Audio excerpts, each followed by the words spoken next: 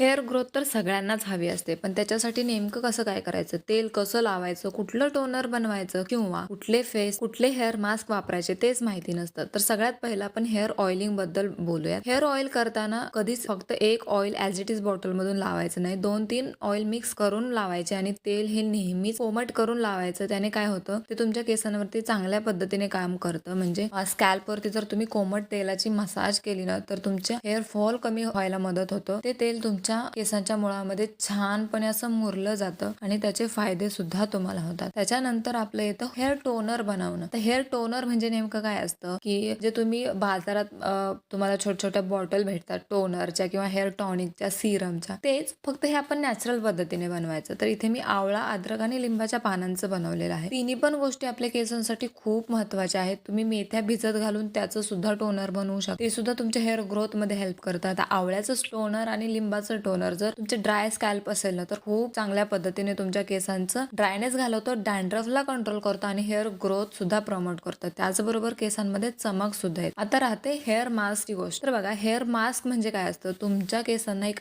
Deep conditioning देणं किंवा तुमच्या केसांमधला ड्रायनेस घालवणं, त्याचबरोबर हेअर ग्रोथ आणि हेअर फॉल ह्या गोष्टी कंट्रोल करणं, म्हणजे हेअर ग्रोथ चांगल्या पद्धतीने. तर हा हेअर मास्क आपण बघा, कांदा, कोरफड ह्या 2 गोष्टी मिक्स करून बनवणार आहोत. इथे स्पेशली आपण कांदा हा हेअर ग्रोथ साठी घेतलेला आहे आणि कोरफड ही डॅन्ड्रफ घालवण्यासाठी, त्याचबरोबर तुमच्या केसांना कंडिशनिंग करण्यासाठी काम करते. आणि व्हिटॅमिन ई ची कॅप्सूल तर माझ्या प्रत्येक हेअर रेमेडी मध्ये असते, ती तुमच्या केसांना खूप छान काम करते. अशा सगळ्या रेमेडी तुम्ही ट्राय करू शकता. केसांमध्ये खरंच खूप चांगले बदल होत. या गोष्टी तुम्हाला आठवड्यातून एकदा तरी करायचं आहे. म्हणजे आठवड्यातून एकदा तुम्हाला तेल नक्की लावायचं आहे, टोनर सुद्धा एकदा नक्की लावायचं आहे आणि हेअर मास्क म्हणजे हे तुमचं वीकली हेअर केअर रुटीन होऊन जाईल.